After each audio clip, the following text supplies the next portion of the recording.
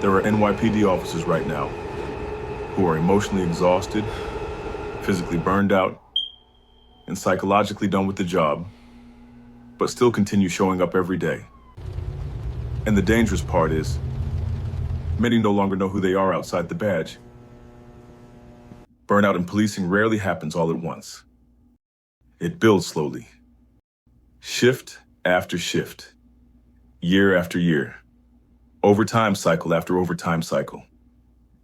And eventually, many officers stop functioning from purpose and start functioning from survival mode.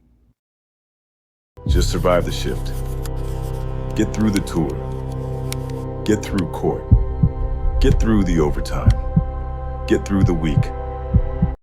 And over time, that survival mentality quietly becomes your entire lifestyle. Many officers don't even realize burnout has already happened because everyone around them is equally exhausted. Then comes the dangerous psychological shift. The job slowly becomes identity. For many officers, the department becomes structure, purpose, social life, emotional framework, identity. And eventually, many officers stop building a life outside the profession entirely. The badge stops being what you do. It becomes who you are.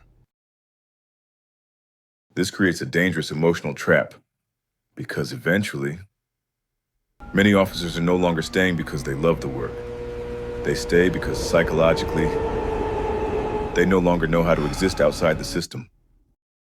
Quiet apartment, officer staring silently, television glow, exhaustion atmosphere. The job becomes routine, safety, identity, emotional familiarity, even when burnout has already taken hold. Now combine that with pension psychology. For years, many officers emotionally anchor themselves to just make it to retirement. And eventually, the pension becomes more than financial planning. It becomes emotional justification. A few more years, a few more overtime checks, a slightly larger pension. Meanwhile, health declines, emotional exhaustion deepens, relationships weaken, recovery disappears. The body keeps the score, whether officers acknowledge it or not. Years of hypervigilance, interrupted sleep, stress hormones, emotional suppression, urban operational pressure eventually create real psychological fatigue. And many officers normalize this because operational exhaustion becomes department culture. Now financially, overtime starts reinforcing the trap. Larger checks, lifestyle dependency, temporary relief. But eventually, many officers quietly become addicted to exhaustion-based income. And once overtime becomes psychologically necessary, leaving the profession feels even more threatening. The dangerous reality is burnout quietly shrinks your career window. Not every officer leaves because they are financially ready. Some leave because mentally they cannot continue. Emotionally they are depleted. Physically they are exhausted. And many officers realize this far later than they should. Then comes another hard truth. Retirement alone does not automatically restore emotional health, because many officers retire carrying stress accumulation, identity confusion, burnout damage, emotional exhaustion, dependency conditioning. The badge may come off, but the psychological conditioning often remains. The real issue is not the department itself. The real issue is many officers never intentionally build identity outside the profession, systems outside overtime, purpose outside the badge, financial leverage outside the pension that creates dependency. Ownership thinking changes the equation because ownership thinking asks, how do I build enough structure outside the job that the job no longer controls my future?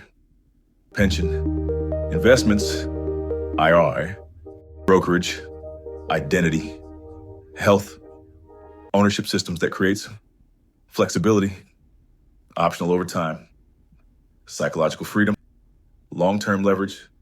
Many officers stay too long not because they are weak, But because burnout became normalized, over time became dependency, identity became attached, survival mode became lifestyle, and eventually, many officers realized they spent years surviving the profession without building life outside of it.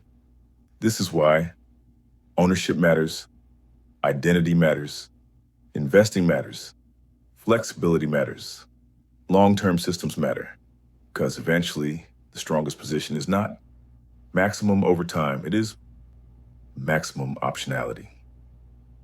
In the next briefing, we're going to discuss why New York City's cost of living quietly keeps many officers financially pressured, even while earning incomes that appear strong on paper, because high income does not automatically create financial freedom when the system itself remains dependent on overtime and operational exhaustion.